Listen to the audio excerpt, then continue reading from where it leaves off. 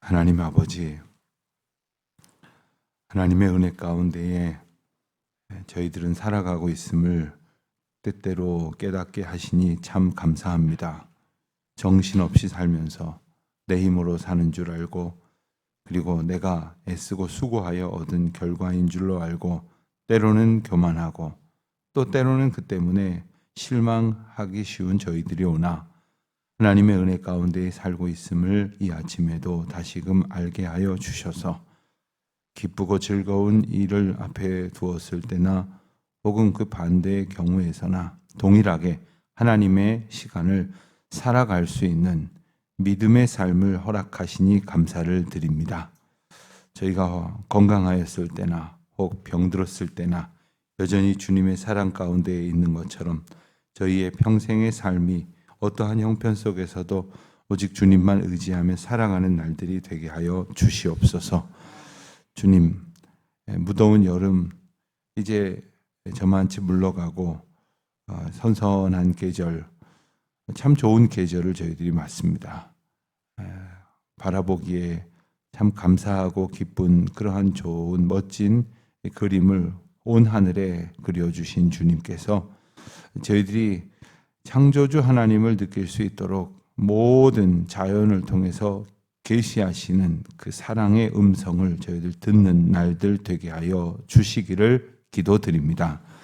새로운 달 10월에는 결실할 수 있는 그러한 열매 맺는 삶이 되게 도와주시옵시고 날마다 하나님의 말씀의 씨앗을 저희 자신과 저희가 살아가는 삶의 자리에서 만나는 모든 사람들에게 뿌리며 또 때로는 물 주고 그리고 하나님께서 자라게 하시는 은혜를 보는 기쁨으로 충만케 하여 주시옵소서. 아버지 하나님, 10월의 첫날을 맞으며 국군의 날 공휴일로 저희들이 지키게 되었습니다. 돌아보면 이 나라 이 민족이 안타까운 분단의 상황으로 지금까지 이어지고 있다는 사실과 그리고 적화 야욕에 불타는 그러한 대적들을 불과 몇십 킬로 밖에 휴전선 너머에 두고 있다는 사실을 까맣게 잊은 채 저희들은 정말로 나태하고 방자하게 살 때가 너무나 많이 있었습니다. 하나님께서 우리 군인들을 통해서 이 나라를 지켜주시고 또 군인들이 이 나라의 엄중한 안보 상황을 깨달으며 하나님께서 허락하시는 은혜의 나라로 살아갈 수 있도록 모든 백성들에게 일깨워 주시는 은혜를 오늘 아침 저희들 새삼 분명히 깨닫는 날이 되게 하여 주시기를 기도드립니다. 특별히 하나님께서 이 나라의 주인이시며 이 나라를 지켜주심을 잊지 아니하게 하여 주시옵시고 그 어떤 세력도 하나님의 주권 앞에서 왕 노릇할 수 없음을 저희들이 기억하여 오직 주님의 보호하심과 은혜 가운데에 이만큼의 평안과 번영을 이룬 이 나라가 더욱 주의 은혜를 보고 누리는 은혜의 날들 살게 하여 주시기를 기도드립니다. 군문에 나가 있는 우리 자녀들 많이 있습니다. 하나님 강건하게 지켜 주시옵시고 특별히 저들을 믿고 이제 편안하게 지낼 수 있는 모든 백성들의 그 간절한 염원을 기억하며 믿음 생활과 이제 복무 생활을 잘 마쳐 교회로 돌아올 수 있도록 우리 청년들 지켜주시기를 간절히 기도드립니다. 아버지 하나님, 특별히 우리 교우들 중에는 병중에 고통하는 분들 많이 계십니다. 위로하여 주시옵시고 주님의 평강을 더하여 주시옵소서. 주님의 은혜로 그 아픔과 고통을 넉넉히 이겨낼 수 있도록 인도하여 주시기를 기도드립니다. 저희가 연약하여 때로 병들게 될 마련이지만 그럼에도 불구하고 우리를 지키시는 하나님의 은혜를 누리는 날들을 살게 하여 주시옵소서. 아버지 하나님, 오늘 되어질 모든 일들, 특별히 오늘 저희들 가운데 기도하며 소망을 두고 애쓰는 모든 일들마다 주님 간섭하여 주시옵시고 주님의 은혜의 역사를 보게 하여 주시옵소서. 어제까지 이제 느헤미야 말씀을 잘 묵상하고 오늘부터는 호세아 말씀을 보게 됩니다. 하나님께서 그 옛날 패역한 그러한 이스라엘 백성들에게 호세아 선지자의 삶을 통하여 말씀하셨던 것들을 오늘 우리에게 주시는 하나님의 계시로 잘 깨달아 우리의 삶 가운데에 버려야 할 것들이 무엇인지, 고쳐야 할 것은 또 무엇인지, 그리고 붙들고 지켜 나아가야 할 것은 무엇인지 주님의 인도하시는 걸음 앞에서 깨닫게 하여 주시옵소서. 주여, 이 날이 복되게 하여 주시기를 원합니다. 주님의 영광 드러나는 날이 되게 하옵소서. 감사드리오며 예수님의 이름으로 기도드립니다. 아멘. 호세아 1장 1절부터 2장 1절까지 말씀을 함께 보겠습니다. 호세아 1장 1절부터 2장 1절까지 말씀 함께 보도록 하겠습니다. 우시아와 요담과 아하스와 히스기야가 이어 유다 왕이 된 시대, 곧 요아스의 아들 여로보암이 이스라엘 왕이 된 시대에 부엘의 아들 호세아에게 임한 여호와의 말씀이라. 여호와께서 처음 호세아에게 말씀하실 때에 여호와께서 호세아에게 이르시되 너는 가서 음란한 여자를 맞이하여 음란한 자식들을 낳으라. 이 나라가 여호와를 떠나 크게 음란하였음이니라 하니시니, 이에 그가 가서 디블라임의 딸 고멜을 맞이하였더니 고멜이 임신하여 아들을 낳으매 여호와께서 호세아에게 이르시되 그의 이름을 이스라엘이라 하라. 조금 후에 내가 이스라엘의 피를 예후의 집에 갚으며 이스라엘 족속의 나라를 폐할 것임이니라. 그날에 내가 이스라엘 골짜기에서 이스라엘의 활을 꺾으리라 하시니라. 고멜이 또 임신하여 여호와께서 호세아에게 이르시되 그의 이름을 로루아마라 하라. 내가 다시는 이스라엘 족속을 긍휼히 여겨서 용서하지 않을 것임이니라.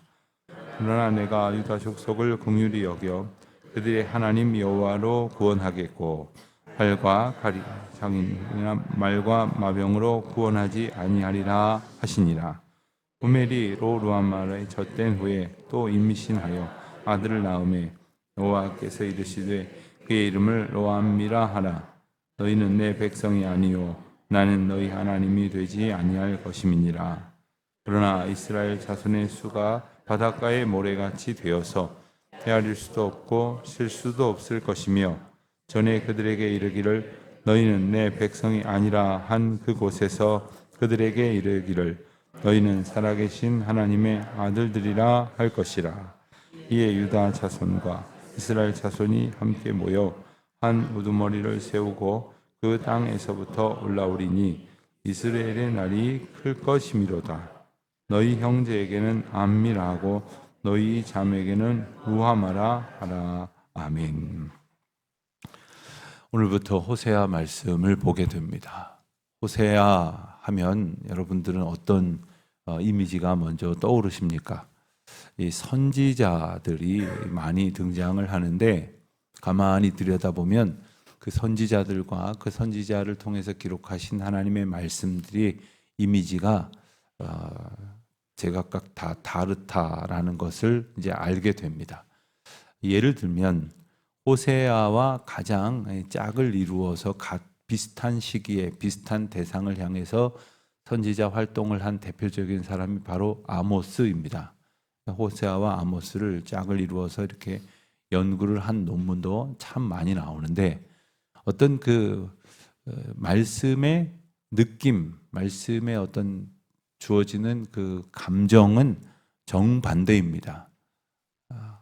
예컨대 아모스 선지자가 이스라엘 백성들의 패역함을 향하여 강한 어조로 질타하였다고 한다면 호세아 선지자는 아주 간절한 어조로 눈물로 호소하고 있는 그런 내용이다. 이렇게 말할 수가 있겠습니다. 자녀를 양육할 때에도 을러도 보고 달래도 봅니다.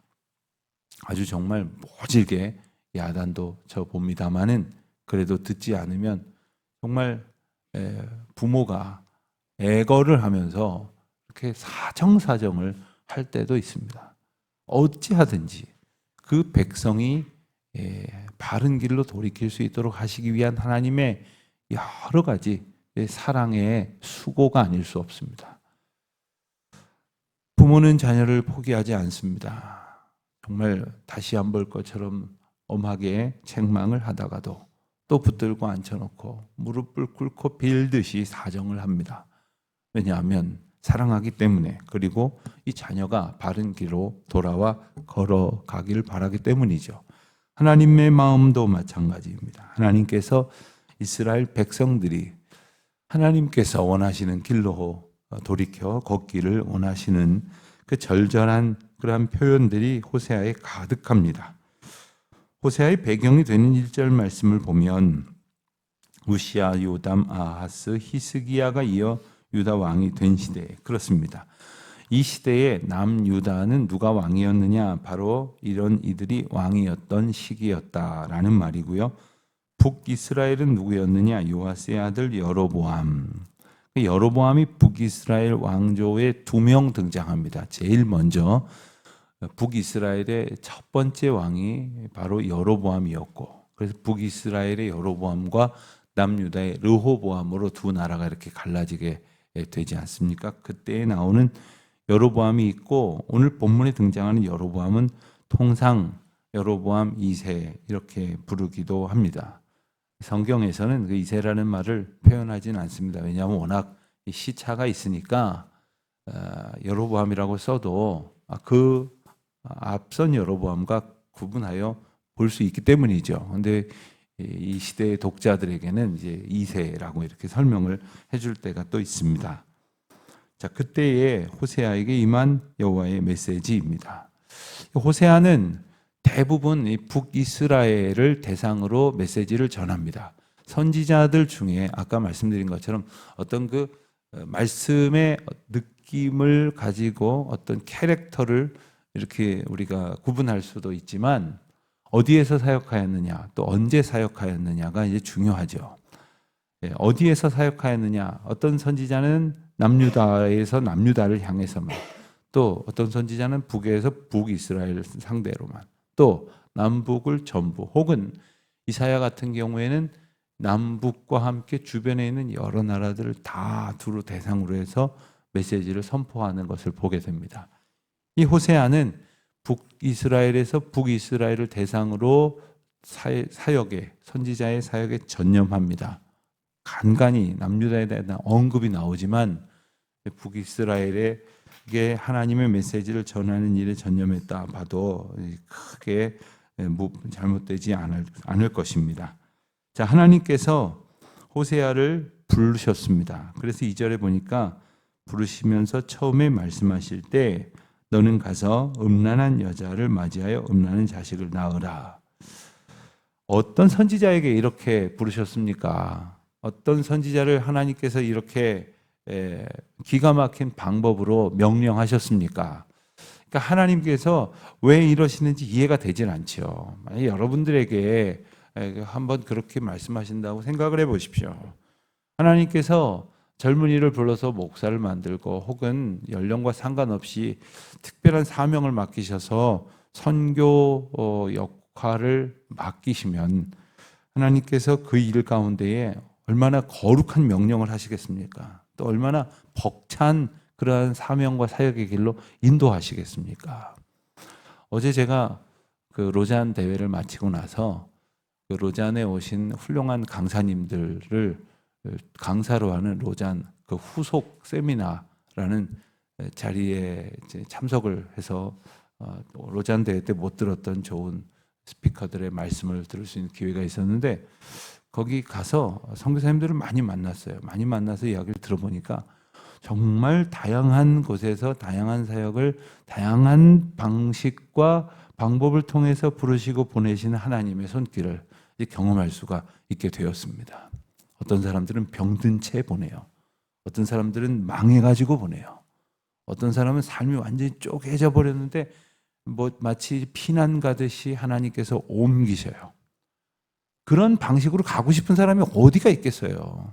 다 공부 마치고 아주 번듯하게 인정받고 칭찬받고 사람들에게 아주 환호와 혹은 때로는 애절한 섭섭함의 마음을 남기고 떠나는 것이 보통 생각할 수 있는 거 아닙니까? 기가 막힌 방법으로 하나님께서는 많은 일들을 하시는데 우리는 생각하기를 딱 내가 이상적이라고 생각하는 것만 바라보고 그게 아니면 전부 이상하다고 생각을 하는 거죠. 그러니까 이 호세아 사화가 사실 이해가 잘 되지는 않는 거예요. 이해는 돼도 그래도 마음 가운데 선뜻 받아들여지질 않는 거예요. 부모의 심정을 비추어 봤을 때 이럴 수도 있겠구나 하는 생각은 들지만 그래도 한편으로는 끊임없이 그래도 어떻게 하나님 그렇게 하실 수 있느냐 하는 이야기죠. 자, 다른 것도 아니라 자식을 낳으면 자식을 낳았다가 마음에 안 들면 내다 버립니까? 두고 키워야 되는데 그 자식을 보면서 계속 그 상황을 겪어야 하는데 어떻게 하란 말입니까? 게다가 오늘 말씀을 보니까 새 아이를 낳았습니다. 3절에 보니까 고멜을 맞이하였더니 고멜이 임신하는 아들을 낳았다고 했어요. 그런데 아들의 이름이 이스르엘이라 했습니다. 조금 후에 내가 이스라엘의 피를 예후의 집에 갚으며 이스라엘은 골짜기 이름이죠. 골짜기가 단순한 골짜기가 아니라 엘리야 때, 아방 때에 그리고 그의 아내 이세벨 때에 있었던 그 참남한 심판의 사건들을 모든 백성들이 다 압니다. 그 피, 그러니까 하나님께서 악을 묵과하지 아니하시고 보응하시고 반드시 멸하셔서 피 흘리게 하심으로 벌하시는 공의의 하나님이시라는 사실을 상기시키는 거예요. 이스라엘 백성들한테 이거 아주 무서운 메시지입니다. 그러니까 이스라엘 이름 자체가 하나님에게 그 피의 보복과 심판과 이스라엘의 멸망을 이야기하는 것이다. 그걸 어린아이의 이름으로 지으라 하셨으니 그리고 그 어린아이의 이름이 많은 사람들에게 들려지면서 무슨 생각을 하시겠습니까? 7절에 5절에 보니까 그날에 내가 이스라엘 골짜기에서 이스라엘의 활을 꺾으리라. 활을 꺾으리라. 이스라엘을 무력하게 하겠다. 망하게 하겠다 하시는 것이죠. 자, 여기까지만 봐도 하나님 어떻게 이렇게 하실 수 있을까? 그래도 호세아는 죄지어서 목 비틀어서 끌고 가시는 케이스는 아닌 것 같은데 어떻게 이렇게 하실까? 어떻게 자녀는 축복인데 이렇게 하실까?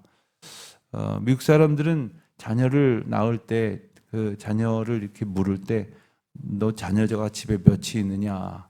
How many do you have blessing? 이렇게 말을 하더라고요. 너 축복을 얼마나 받았냐? 얼마나 여러 축복을 받았냐 한단 말이에요. 그런데 자녀가 어떻게 이렇게 되도록 하신다는 말씀입니까? 6절에 보니까 또 임신하여 딸을 낳았습니다. 그랬더니 그의 이름을 루하마라고 하라고 하셨습니다. 로는 부정 접두어입니다. 그러니까 루하마가 아니다. 루하마가 아니다. 이런 말이에요.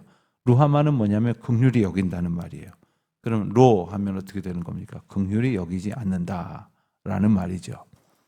옛날 우리 조상들은 이름을 천하게 지으면 오히려 반대로 잘 산다 이런 이 생각이 들어서 개똥이 소똥이 이랬다는데 그건 그래서 그렇게 지은 게 아니에요. 그것은 이 지체 높은 사람들의 자녀들과 구분되게 지음으로써 이름 자체로 어떤 사회적 계층의 차별을 두도록 만들기 위해서 그런 이름을 짓는 그런 계층이 형성되고 말았던 것이지. 아니 그 말도 안 되는 이유로 이름을 그렇게 지은 사람이 어디 있습니까? 자녀 이름을 그렇게 지은 사람이 어디 있습니까? 여러분들은 자녀들 이름 지을 때 얼마나 귀한 의미가 있을까 찾고 또 찾고 어른들한테 묻고 그렇게 하지 않았습니까? 그런데 어떻게 이런 이름을 지으라는 말입니까? 긍휼도 아니고 긍휼이 아님, 긍휼이 여기다가 아니라 긍휼이 여기지 않겠다. 세 번째 자녀는 8절에 보면 로루하마를 젖된 후에 또 임신하여 아들을 낳음에 이름을 로암미라 하라 했습니다. 로암미 역시 암미가 아니다라는 말인데 암미는 내 백성이로다 이런 말이에요. 그러면 로가 붙으니 내 백성이 아니다가 되는 거죠. 자, 아이를 낳았어요. 아빠가 아이를 보고서는 너무너무 예쁘다. 눈, 코, 입 다 나를 닮고 너무너무 예쁘다. 이래야 정상 아니에요. 그런데 아빠가 이렇게 보더니 이상한데 눈도 하나를 안 닮고 코도 안 닮고 발가락도 안 닮고 아무것도 안 닮았네.